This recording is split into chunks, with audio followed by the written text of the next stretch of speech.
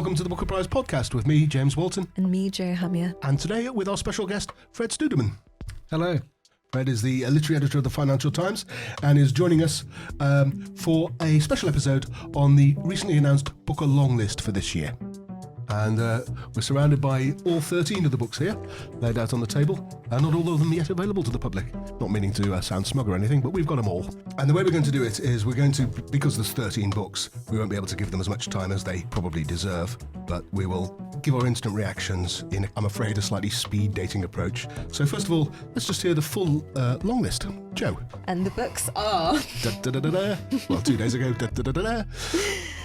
A Spell of Good Things by Ayobami Adebayo, Old God's Time by Sebastian Barry, Study for Obedience by Sarah Bernstein, If I Survive You by Jonathan Escoffery, How to Build a Boat by Elaine Feeney, This Other Eden by Paul Harding, Pearl by Sian Hughes, All the Little Bird Hearts by Victoria Lloyd Barlow, Prophet Song by Paul Lynch, In Ascension by Martin McInnes, Western Lane by Chetna Maru, The Bee Sting by Paul Murray, and The House of Doors by Tan Tuan Eng. Thanks very much, Jo. Fred, what's your initial reaction to the long list? Well, really very interesting. I mean, there's several names that when I saw it, I immediately recognised, and some of them I've read a couple, and I was not surprised to see them. My colleague on the Books Desk, Laura Battle, has been championing Sebastian Barry for months now, and said that she's threatened to eat all manner of headgear if it doesn't make it through, so she's still spared eating her hat. Good. I think it's interesting. I mean, we may come on to it.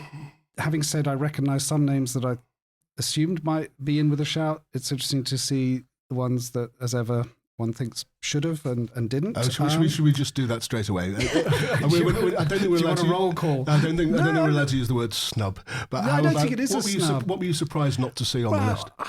I mean, if Rushdie, I suppose. Rushdie would be one, and also we can maybe talk about this as to whether, as a judge, one should take in other factors, which obviously, given the terrible year that he's had, might be relevant in his case. But we've had, Eleanor Catton's book, Burnham Wood, which we were very, in favour of. Anne Enright. Zadie Smith, I haven't read. I don't know. Have you read it? It's not out now. I think we're in the clear there. I think we're in the clear there. I think copies are available. Deborah Levy would be another name that I think some people thought might be in with a shout. And as you probably will gather, Tom Crew had a massive sort of debut moment earlier this year. Not been a good year for the Americans. We will. No, well, I think that would be. To sort of the second bit of my answer to your question would be, I noted with interest, if I've done my sums right, there are 4 Irish authors. Yeah. And that's really interesting, I think, because Ireland more generally, not just this year, and I don't want to just group it around Sally Rooney, but has been having a sort of real purple patch. No, I'll tell you a funny anecdote. I was in Scotland a year or two ago, and you're now going to say that we've got a couple of Scottish authors on this long list. But I was in Scotland, and there was this sort of element of grumpiness and sort of like, why have the Irish got all the attention, and what have they got that we haven't got? And because the other thing I think is interesting is they've gone for 4 debuts, so that may be the sort of corollary to the answer of who isn't on the list. Yeah. So it sort of feels fresh and different. It doesn't feel bonkers, which would have been, They should maybe put that on the posters. It doesn't feel bonkers. Anything you, immediate reaction, Jo? I certainly thought it sort of followed on from the spirit of last year's long list, which was also full of new names and quite wide-ranging. It does sort of make me think about the idea of a Booker long list in general, sort of changing in function as time goes on, of what it signals to the world. And yes, I think now we're probably in a period of long lists heralding lesser known talent or talent that maybe hasn't been particularly well acclaimed up to this point. Oh, interesting. And I must say I was disappointed about Eleanor Catton. I thought that's a fantastic book. Yeah. A bit less surprised about Salman Rushdie. I mean, I know there was a case to be made. Yeah. But I must admit, I think if there was an entry for a parody of a Salman Rushdie opening sentence, this would be a pretty good entry. On the last day of her life, when she was 247 years old, the blind poet, miracle worker and prophetess Pampa Campana completed her immense narrative poem about Bisnaga and buried it in a clay pot sealed with wax. And that actually is the opening sentence of that book. And it's for me, that was the primary appeal of that book, really. It was almost nostalgic, seeing the old boy still doing it. But rather than... Anyway, let's move on to the books themselves in I was going to say a bit more detail, but not loads, given the time constraints. And we've broken them down into 4 batches of increasing randomness. The first one hangs together quite well, which is the 4 Irish books. Obviously, Ireland, as you're suggesting. I think this cliche that Irish writing's having a golden age is a cliche because it's true. Yeah. I mean, I think there's really a lot of great stuff coming out. Big fan of Kevin Barry and Donal Ryan myself. Anyway, and they've obviously had a good record. Depending on your politics, the last Irish winner, Anna Burns from Northern Ireland with the Milkman. And before that, Anne Enright, John Banville, Roddy Doyle. And also, slightly controversially, it's certainly all Irish websites claim this Iris Murdoch, who was born in Dublin of Irish parents but moved to England when she was a few weeks old, definitely counts as an Irish writer. But I found one by Oxford. Yeah, exactly. Irish Central, the biggest website for Irish Americans, certainly claims her as the first Irish winner of the... Anyway, so let's have a look at each of these. And what we're going to do is gives a brief flavour and in a slightly speed-datey style any immediate reactions you have. So the first Irish novel that's down is Paul Lynch's Prophet Song, which is set in a sort of increasingly totalitarian, I think, dystopian Ireland. According to the back, it says here, on a dark, wet evening in Dublin, scientist and mother of 4, Elish Stack, answers her front door to find the GNSB on her step. 2 officers from the newly formed secret police are there to interrogate her husband, a trade unionist. Mm-hmm. And, sure enough, first bit is, the night has come and she has not heard the knocking, standing at the window looking out onto the garden. How the dark gathers without sound the cherry trees. It gathers the last of the leaves, and the leaves do not resist the dark, but accept the dark and whisper. Tired now, the day almost behind her, all that still has to be done before bed and the children settled in the living room, this feeling of rest for a moment by the glass. And obviously the secret police are on the way. Does that sound of interest? Oh, it sounds beautiful. This is one of those that I'm going to read. I haven't read it yet. I would question I would have thought Ireland did have a secret service, given, but let's leave that bit. No, let's not. I thought it was a dystopian Ireland. Ireland is falling apart. The country is in a grip of government turning towards tyranny. That's a little harsh on what's going on at the moment, is it? No, I was very genuinely curious. You can hear it from my accent. I spent the first 6 years of my life in Cork. So I have. So I was always. And what's funny is I think there's another knock on the door coming with the next book that you're about to. No spoilers, please, Fred. The next one is the oldest book at hand on the shortlist, which is Sebastian Barry, Old God's Time. And this one, yes, you're right, a knock on the door. A recently retired policeman, Tom Kettle, is settling into the quiet of his new home, a lean-to annexed to a Victorian castle overlooking the Irish Sea. For months he has barely seen a soul, catching only glimpses of his eccentric landlord and a nervous young mother who have moved in next door. Occasionally fond memories return of his family, his beloved wife June, and their 2 children. But when 2 former colleagues turn up at his door with questions about a decades-old case, one which Tom never quite came to terms with, he finds himself pulled into the darkest currents of his past. A beautiful, haunting novel in which nothing is quite as it seems. It starts off, sometime in the 60s, old Mr. Tumulty would put up an incongruous lean-to in addition to his Victorian castle. It was a granny flat of modest size, but with some nice touches, befitting a putative relative. The carpentry at least was excellent. On one wall was encased in something called beauty board, its veneer capturing light and mutating it into soft brown darkness. I suspect the appeal of this will be how much you like Sebastian Barry anyway, really. Well, I don't know. So, spoiler alert to our listeners, we got the long list a little bit earlier, ahead of time. Yesterday, I got it. Yeah, and I ran to my local Dawn to see how many of them I could flick through. And I've read The Secret Scripture, but I'm not particularly au fait with Sebastian Barry's work. But I did take this home on the basis of a sentence that, I opened the page randomly, it came up, and the main character's shame or maybe anxiety was flickering modestly like a candle. It's just, I mean, his prose is gorgeous. But more than that, I'm always really intrigued by the idea of a book or novel that perhaps leans into the area of genre fiction. It's not particularly what one associates with the Booker Prize, particularly a sort of detective novel. Even though, I mean, you were talking about Eleanor Catton, I think there's a case to be made for The Luminaries being a detective novel.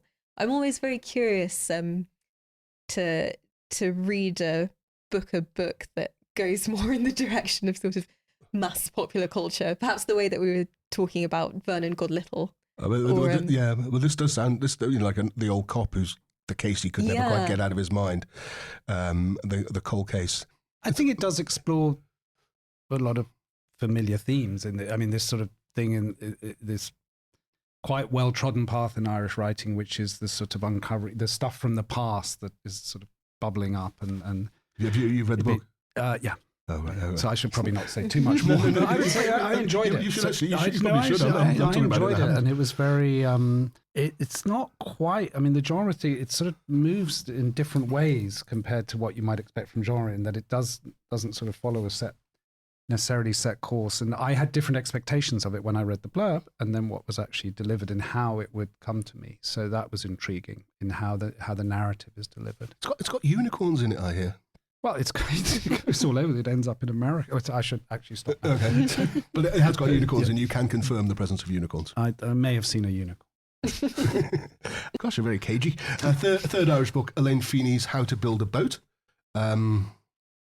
which is about a child on the autistic spectrum and his mother. And I believe Elaine Feeney has herself a child on the spectrum. And it starts... Jamie said, "When I grow up, I will be as tall as these trees," and he sprawled fast like a salamander along a trunk. He climbed to the first branch when Owen said, "Whoa, Jamie, careful," and lifted the boy back to the ground. "Owen," Jamie said, "did you know that resin from trees makes arrow tops, and they're so hard they can go right through you?" "No, I didn't know that," Owen said. So I think from what I've read, he then comes up against sort of forces of repression and... But it sort of that first paragraph puts me in mind of something like Lanny by Max Porter or The Trees by Alan Garner. Do we like the sound of this? I'm intrigued, but I again anyway, doesn't matter. I know Elaine, so I feel so you like it very much. Okay, I'll just reserve it. I'll just stand neutral. And then another perhaps more established name, Paul Murray, who I think was certainly nominated for the Booker with Skippy Dies, which is a big and terrific book about schoolboys. And this one, I believe, is a sort of return to the big family friends novel. And according to the jacket, the Barnes family is in trouble. Dickie's once lucrative car business is going under. But rather than face the music, he's spending his days in the woods, building an apocalypse-proof bunker with a renegade handyman. His wife Imelda is selling off her jewellery on eBay and half-heartedly dodging the attentions of fast-talking cattle farmer Big Mike, while their teenage daughter Cass, formerly top of her class, seems determined to binge drink her way to her final exams. Does sound like an Irish family saga, this, doesn't it? And 12-year-old PJ, in debt to local sociopath Ears Morgan, is putting the final touches to his grand plan to run away from home. The present is in meltdown, but the causes lie deep in the past. And it begins. In the next town over, a man had killed his family. He'd nailed the doors shut so they couldn't get out. The neighbours heard them running through the rooms, screaming for mercy. When he had finished, he turned the gun on himself. Well, I'm in. Yes, I'll take it off you now. I must admit, I like him and I love the sound of this. Yeah, I do too. I'm reading for Imelda. I probably will. No, I'm in. Okay, good. Okay. So the most enthusiasm, I think, on the Irish were for Paul Lynch and Paul Murray, but with distinct interest in the other two. We love a Paul here. Yeah, yes, yeah. No, so everybody's doing all right on their speed. The Irish have got through their speed dating. So now we come to the next round of our speed dating with the debuts on this year's Booker Prize longlist. And we're starting off with Pearl by Sian Hughes. So the premise is that Marianne is 8 years old when her mother goes missing. Left behind with her baby brother and grieving father in a ramshackle house on the edge of a small village, she clings to the fragmented memories of her mother's love, the smell of fresh herbs, the games they played, and the songs and stories of her childhood. As time passes, Marianne struggles to adjust, fixated on her mother's disappearance and the secrets she's sure her father is keeping from her. Discovering a medieval poem called Pearl and trusting in its promise of consolation, Marianne sets out to make a visual illustration of it, a task that she returns to over and over, but somehow never manages to complete. And we've got our first paragraph, which has a little prologue ahead of it. So, the wakes. Adam and Eve and Pinch-Me went down to the river to bathe. Adam and Eve were drowned. Who do you think was saved? At the end of every summer, I take Susanna back to my home village for a sort of carnival called the Wakes. There's a fancy dress parade and a few fairground rides. A whole ox is roasted on a spit in the playing field. When I was a child, there was a thing called the pram race. The rules of the race were a team of 2 men to push a pram to the next village and back, one running, one in the pram. They both had to drink a pint of beer at every pub along the way.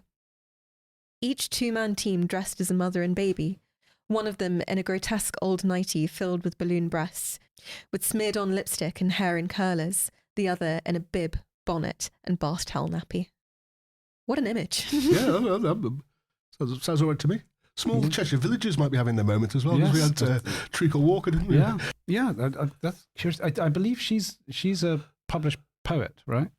And this is her first debut fiction, so that's quite, I'm always intrigued by that, because that's something I also learned from the International Booker, is just different use of language, that sort of extra.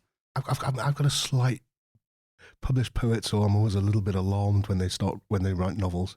You think they should stay in their lane or something? Yeah, absolutely. How dare you? No, don't mean that. I just Crowding out the battlefield. Poetic prose is just one of my. Once they do memoir. Yeah, no, poetic prose. I'm never entirely sure. But there's also, isn't there a medieval poem, Pearl, that's I think based on? I didn't know at university. That. Yeah, I've never heard of. By the same person. This is the wonderful thing, actually, is you seeing things that I have to confess, one might have missed. Next up, we've got If I Survive You by Jonathan Escofree, and it's 1979. Topper and Sanya flee to Miami as political violence consumes their native Kingston, Jamaica. But they soon learn that the welcome in America will be far from warm.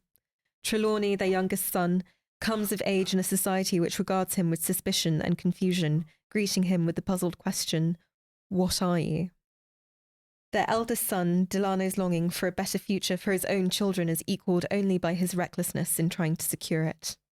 As both brothers navigate the obstacles littered in their path, an unreliable father, racism, a financial crisis, and Hurricane Andrew, they find themselves pitted against one another. Will their rivalry be the thing that finally tears their family apart? And our first paragraph is, it begins with "What are you?" hollered from the perimeter of your front yard when you're 9, younger, probably.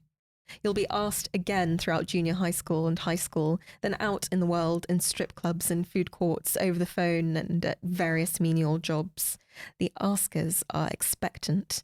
They demand immediate gratification. Their question lifts you slightly off your pre-adolescent toes, tilting you not just because you don't understand it, but because even if you did understand this question, you wouldn't yet have an answer.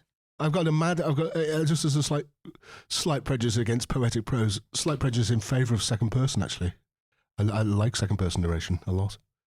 So I'm in. The controversy about this is that is it short stories or is it a novel, isn't it? If you wanted to, but it's intercalated short stories, that's fine, of course. Does that matter? No, not to me, but we just watch for a few articles coming up, I bet. Isn't there another book, novel that had a similar controversy? History of the world in 10.5 chapters, more. I'm intrigued by this. I had marked this one out when I as one that we need to have a look at, because it's not out in the UK yet. So I'm very excited by this, and I'm less bothered by anything about whether it's short stories or no, I'm not at all. Feel free to cut that. I wasn't mentioning it because I was bothered. I was mentioning it because it's a thing that got mentioned. I don't know, James. I think I have to sort of slightly disagree with your whole bit against poetic prose. So I think it's coming back. Just let me get that bee out of my bonnet. I think it's great grounds for invention. I mean, look at modernism. No, it's a prejudice that can be conquered by the book, but if, of course, but if it says on the dust flap, this is a former poet brings all their gifts of poetry to bear on this wonderful tale, I think, oh good, but then sometimes they actually do, so that's fine. I think that was a stunning first paragraph, and Yeah, actually, so do I. It seems to be endorsed by many a booker writer, Marlon Yeah. James, Percival Everett. So next up, we've got Western Lane by Chetna Maru, and before I read, I do have to say, if you're not supposed to judge a book by its cover, but this is so groovy. It reminds me of a disco ball. It's two sleeping girls curled up in this sort of hollow, and then there are tiles which spring out from them that are orange and purple and grey, and I just think if I went into a bookshop, this would be the first thing I pick up, so well done. 11-year-old Gopi has been playing squash since she was old enough to hold a racket. When her mother dies, her father enlists her in a quietly brutal training regimen, and the game becomes her world. Slowly, she grows apart from her sisters. Her life is reduced to the sport, guided by its rhythms, the serve, the volley, the drive, the shot, and its echo. But on the court, she is not alone. She is with her pa. She is with Jed, a 13-year-old boy with his own formidable talent. She is with the players who have come before her. She is in awe. So this has got an interestingly, or almost defiantly long opening sentence, has it? No, opening paragraph. Okay. I think the first sentence is reasonable length, James. That is. I don't know if you've ever stood in the middle of a squash court on the tee and listened to what is going on next door. What I'm thinking of is the sound from the next court of a ball hit clean and hard. It's a quick, low pistol shot of a sound with a close echo. The echo, which is the ball striking the wall of the court, is louder than the shot itself. This is what I hear when I remember the year after our mother died and our father had us practicing at Western Lane 2, 3, 4 hours a day. That sounds really good to me. Yeah. I mean, there's obviously instant judgments. The Mighty Waltzer by Howard Jacobson, which is my favourite of his novels, is set in the world of table tennis, of adolescent table tennis, and it is terrific. And the way a sport that you sort of half know is brought to life, as well as all the other stuff that's going on and the reason why they're playing it. Well, I dipped in just briefly before we met, and I read on actually because it just swept you in. So I'm intrigued by that. So I'm conscious that I'm saying yes to everything. So are we allowed to say no? I mean, yes, we are. That's crude. One of the remits of this podcast is we are occasionally allowed to say no. No, I would definitely go for it on the basis of those. I think you like the cover. You're going for the. I know it's not even the cover. I'm just a fan of using a physical conceit to drive sentences forward, and so I really like this idea of the rhythm of a tennis ball going back and forth across the court being something that formally influences the novel, or even the idea of the game of squash formally structuring the novel. So definitely I'm hugely intrigued in that. I mean, I might just note in passing that there is a big trend in non-fiction at the moment, particularly commercial non-fiction, is that people get over grief by taking up something. I thought it was going on nature walks. It can be anything. Isn't that just an extension of flaneuring? I'm so sick of reading books about flaneuring. No, there's a lot of her husband died and she took up wild swimming, or child died and they took up ceramics. I can tell you on good authority, there's lots of people who go to Wales. And our final debut is Victoria Lloyd Barlow's All the Little Bird Hearts. Sunday Forrester lives with her 16-year-old daughter Dolly in the house she grew up in. She does things more carefully than most people. On quiet days, she must eat only white foods. Her etiquette handbook guides her through confusing social situations, and to escape, she turns to her treasury of Sicilian folklore. The one thing very much out of her control is Dolly, her clever, headstrong daughter, now on the cusp of leaving home. Into this carefully ordered world step Vita and Rollo, a couple who move in next door, disarm Sunday with their charm and proceed to deliciously break just about every rule in Sunday's book. Soon they are in and out of each other's homes, and Sunday feels loved and accepted like never before. But beneath Vita and Rollo's polish lies something else, something darker, for Sunday has precisely what Vita has always wanted for herself, a daughter of her own. Oh. Sounds a bit Rosemary's Baby, doesn't it? The second neurodiverse book of the list by the sounds as well. So we've got our first paragraph, headed, I think this section is headed Fire Can Be Mistaken for Light, and it's headed The Lake District. It was only 3 years ago that I saw Vita for the first time. The day began as all my days always did then, greeting a daughter for whom adolescence meant allowing me increasingly smaller glimpses of herself. I woke her before showering and dressing, then, predictably, had to wake her for a second time before going downstairs. I was in a long-standing white food routine that summer, and my meals typically comprised various breakfasts, toast, cereal, or crumpets. On days when food does not have to be dry, scrambled eggs or omelettes can also count as white. I cannot tell if it is a day on which an egg is a white food until I hold one in my hand. It is a small but real joy to me that as an adult I can decide without explanation whether eggs qualify as white and therefore edible on any given day. Without being told I am making a show... Oh, how odd. Sorry. Without being told I am making a show of myself. That I am hysterical, attention-seeking, and to be ignored until I eat something that is violently coloured. But I believe the author herself is neurodiverse in this case. Is that?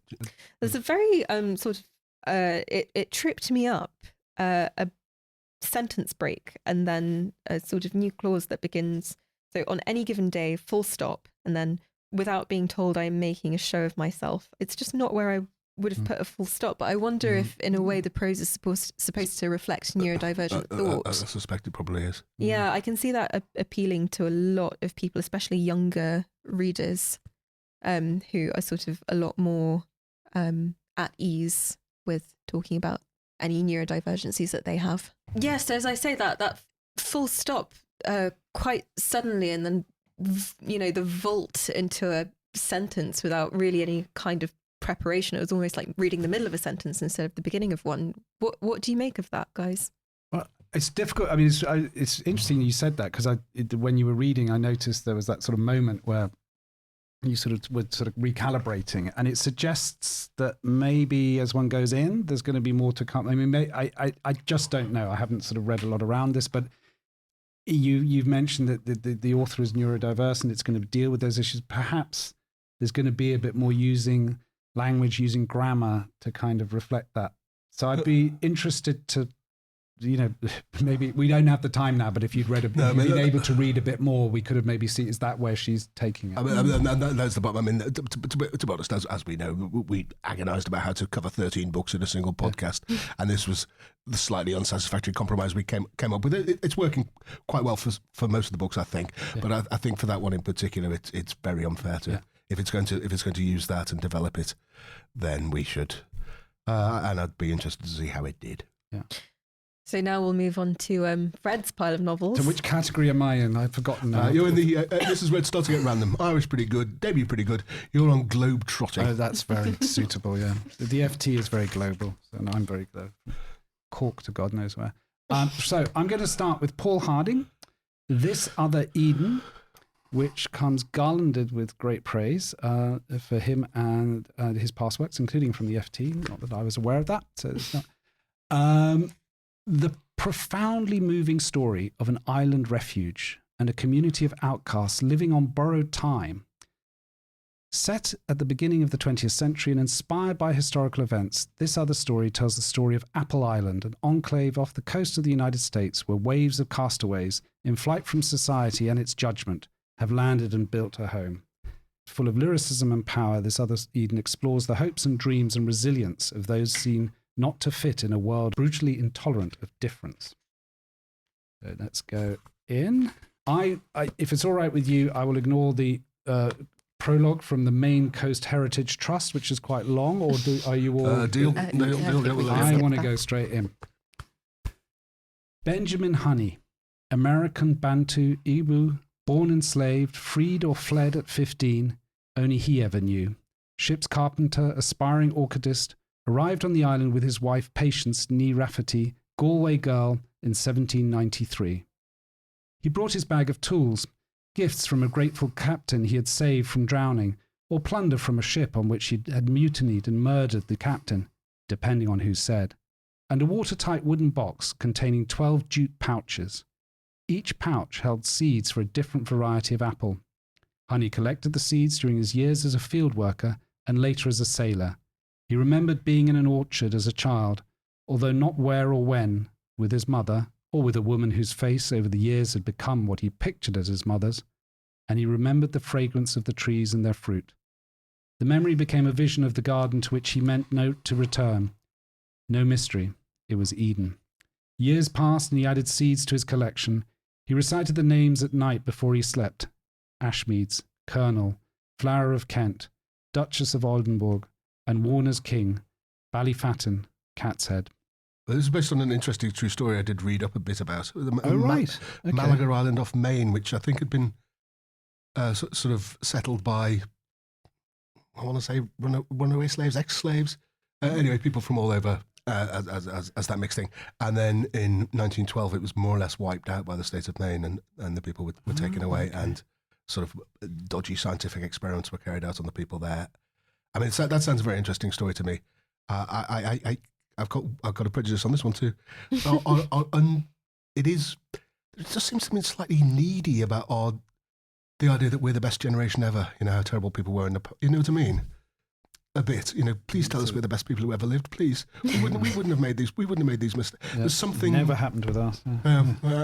which I find a little bit what do you think? easy. Oh, sounds like there's an unreliable narrator in there.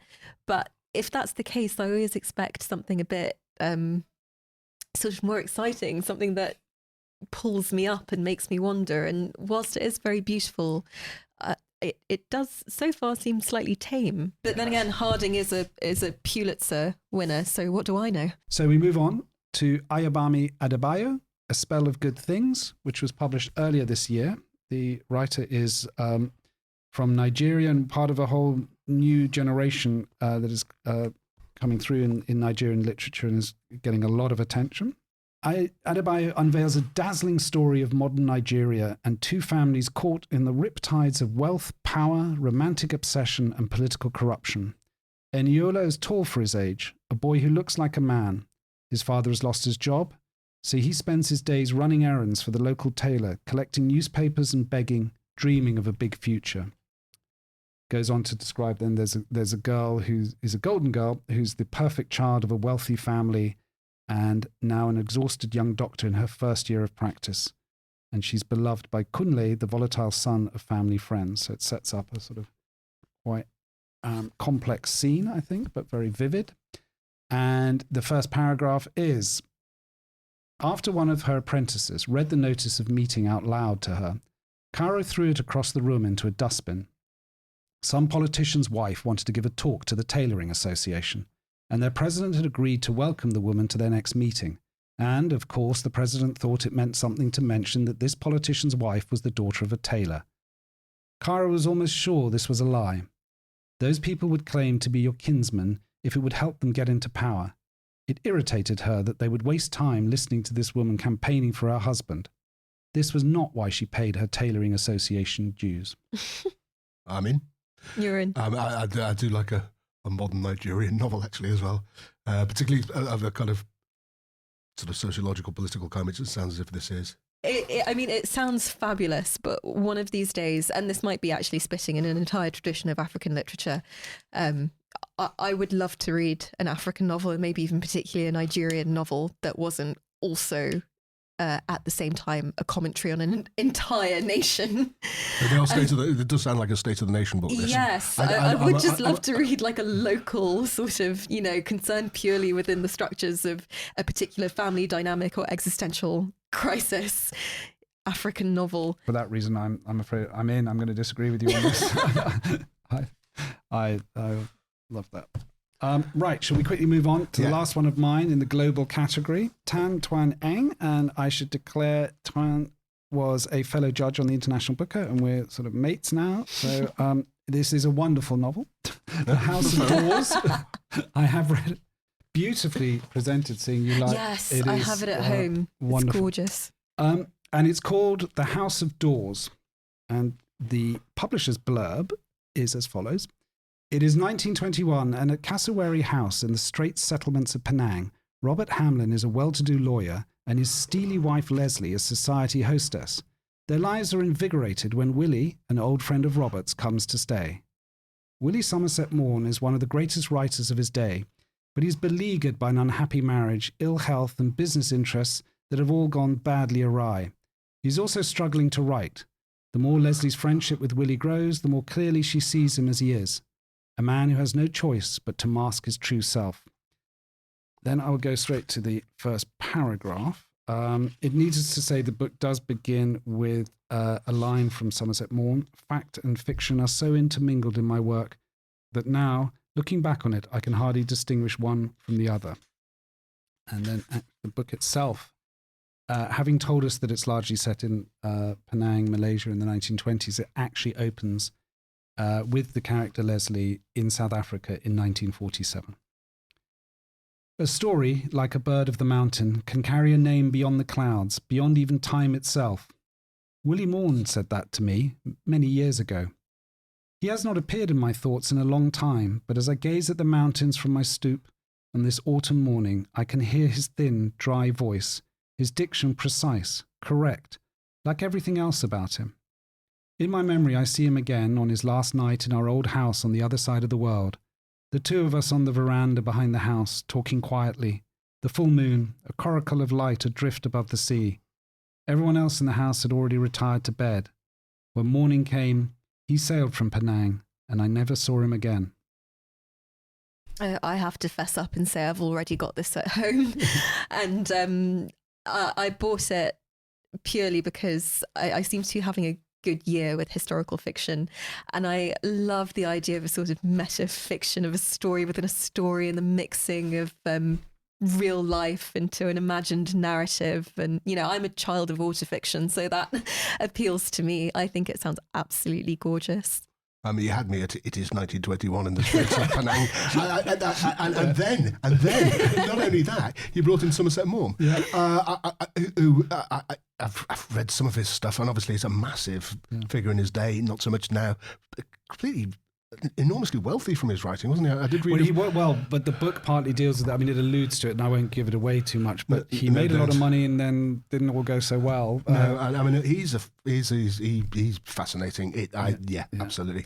Maybe of all of them. He does a great job. That sounds a bit dismissive of actually restoring Somerset Maugham actually from a modern readership, because he would be one of those figures who, has sadly sort of drifted out. A complete name, just a name. And it brings him back and as well as just without being too heavy-handed, kind of directs you towards some of his work. And I mean, one of the key elements in the plot is one of his central work. So you do tend to think of him as, I don't know, sort of the kind of writer, with a long cigarette holder and a dressing gown. But I read Of Human Bondage actually we used to do a thing at the Cheltenham Festival called the Cheltenham Booker Prize, which would pick a year and work out what the best book of that year was before the Booker Prize existed.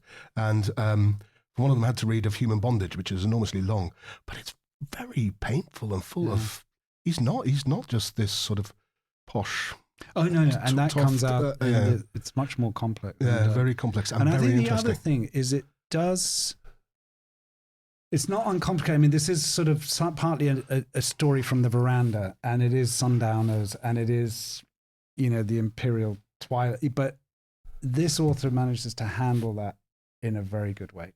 And a book that mentions being on a veranda early doors. That's marvelous. Absolutely marvelous. And so now. We're going to remedy the complaints of the Scottish people with a category of novels from Scottish authors. No, it's not even that, I'm afraid, Joe. I was struggling a bit by this point. It's authors who live in Scotland. Oh, authors who live in Scotland. One of whom is Scottish and one of whom I think is Canadian. But authors who live in Scotland, perfectly solid category.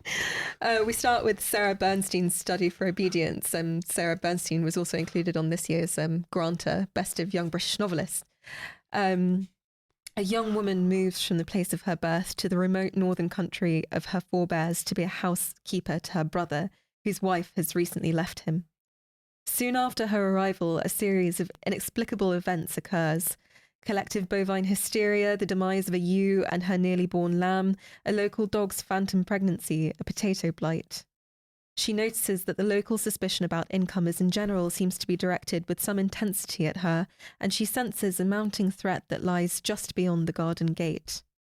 And as she feels the hostility growing, pressing at the edges of her brother's property, she fears that should rumblings in the town gather themselves into a more defined shape, who knew what might happen, what one might be capable of doing. Our first paragraph goes, "It was the year the sow eradicated her piglets. It was a swift and menacing time. One of the local dogs was having a phantom pregnancy. Things were leaving one place and showing up in another. It was springtime when I arrived in the country, an east wind blowing, an uncanny wind as it turned out. Certain things began to arise. The pigs came later, though not much, and even if I had only recently arrived, had no livestock caretaking responsibilities, had only been in to look, safely, on one side of the electric fence, I knew they were right to hold me responsible. But all that, as I said, came later. Thoughts, feelings?" I'm discovering prejudices I never realised I had ever. Unnamed countries. What's that point to them? No. I mean, obviously a country that's, but it is an actual country, and it's like those 18th century books. I was born in the town of W. Dash. Yeah. Tell us the name of the town. It doesn't matter. Yes, I believe it turns out that sort of Jewish, and there's memories of the Holocaust in this unnamed place. A bit of puzzlement in the reviews I read as to what on earth the country could be. It seems to be sort of understandably unnamed because it doesn't really fit any of them. I don't know about this one, I must say. Yeah, I'm puzzled a bit, I'll be honest. This is another of the novels that I picked up in Daunt and took home, and I took it home mainly as a point of curiosity because of the drama around the grantor list, and I haven't read any of Sarah Bernstein's work before, and so I have read the first few pages of this and was actually quite unconvinced. But that being said, reading it again now, I feel my mind slightly changing, which is sort of meant to be the hallmark of a book or novel, rereadability and the ability to read something new into a book. So I think I'm gonna, take it off my shelf rather than run to a bookshop. And then our final long-listed novel is In Ascension by Martin McInnes. Lee grew up in Rotterdam, drawn to the waterfront as an escape from her unhappy home life and volatile father. Enchanted by the undersea world of her childhood, she excels in marine biology, travelling the globe to study ancient organisms. When a trench is discovered in the Atlantic Ocean, Lee joins the exploration team, hoping to find evidence of the Earth's first life forms. What she instead finds calls into question everything we know about her own beginnings. Her discovery leads Lee into the Mojave Desert and an ambitious new space agency. Drawn deeper into the agency's work, she learns that the Atlantic Trench is only one of several related phenomena from across the world, each piece linking up to suggest a pattern beyond human understanding. Lee knows that to continue working with the agency will mean leaving behind her declining mother and her younger sister, and faces an impossible choice: to remain with her family or to embark on a journey across the breadth of the cosmos. Whoa, so we have our first bit of science fiction, maybe. 1. I was born in the lowest part of the country, 22 feet beneath the sea. When my sister arrived 3 years later, we moved south into the city proper, Rotterdam's northern district. The land was newly excavated, freshly claimed from the sea floor, dredged by ships and reinforced by concrete. Part of the street came loose, the ground underneath still soft. I remember burning incense, a brackish smell indoors, as if every moment were a spell, a scene that had to be called into being. I don't know.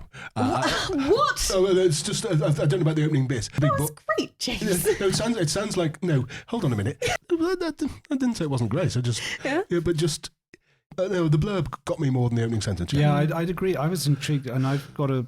You're probably both going to sigh when I say I'm sort of intrigued by all these sort of weirdly undiscovered bits of the sort of deep trenches in nature. Yeah, that sounds sort great. of what was the Deep Time? They were all which were there were all these non-fiction books about that. That totally caught my imagination a few years ago, and I sort of was wondering if it was how much it was going to go into that. Here's a hard question, but just I'll leave dangling for everybody. How many book and novels have taking place in outer space. In the meantime, we probably need to make some decisions then. Yeah. We come to the end of that speed dating dash through 13 novels of accomplishment and much effort from the authors and so on. And sorry about this, Fred, but the end bit is, and again, listeners, we do appreciate how random this is, and we have not read all the books, but we are each going to choose one that really, really we like the sound of, and seeing as guests go first. Fred, what would you like to do? Okay, well, the first thing I'm going to do is make my life a little bit easier because I've got far too many choices that I'd want to make. I'm going to remove my past dates. The books that I've read, we've already moved on. We're out of that relationship. The X's. The X's. No, I like your persistence with the metaphor, and that's The House of Doors and Old God's Time. House of Doors and Old God's Time, 2 fine books. Would recommend it now. Now you've got me there because I've got several that I really, and you're gonna have to. The rules say I have to choose one, right?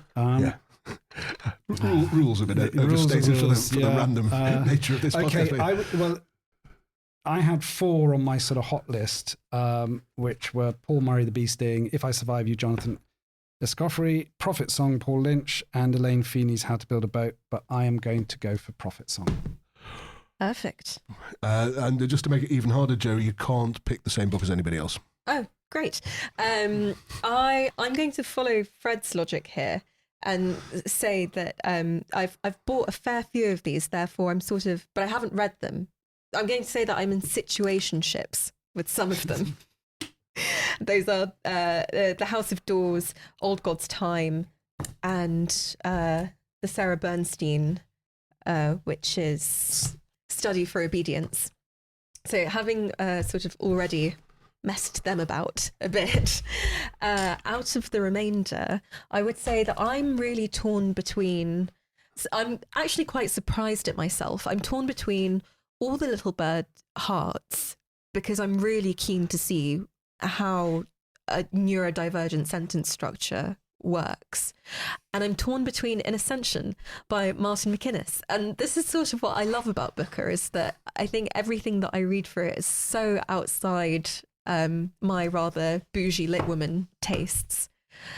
And I'm going to go for In Ascension, just because, as you say, James, I don't know that I've ever read a book or novel in space, and I really was so disappointed by extrapolations. And I think I'm fairly curious to see how climate change literature is going to evolve over the next few years, and how that subject is going to be handled broadly within publishing. Okay, and I'm torn between A Spell of Good Things, If I Survive You, and my top 2, probably The Bee Sting and The House of Doors. But let's face it, Somerset Maugham on a veranda in Penang. It's got to be The House of Doors by Tan Tuan Eng. Well, we've made our choices, and now it's time for you to make yours. Please do get in touch, whether it's through Twitter, the comment section of wherever you're listening to this podcast, or even email to tell us which one of the Booker dozen, or in this case, Booker 13, you'll be taking home.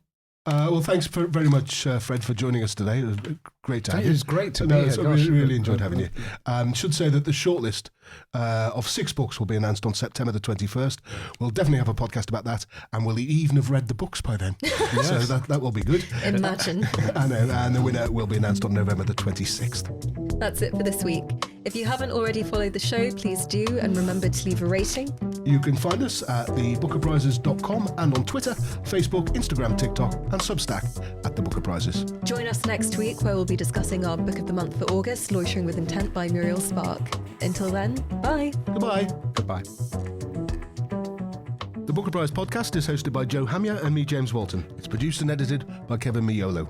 And the executive producer is John Davenport. It's a Daddy Super Yacht production for The Booker Prizes.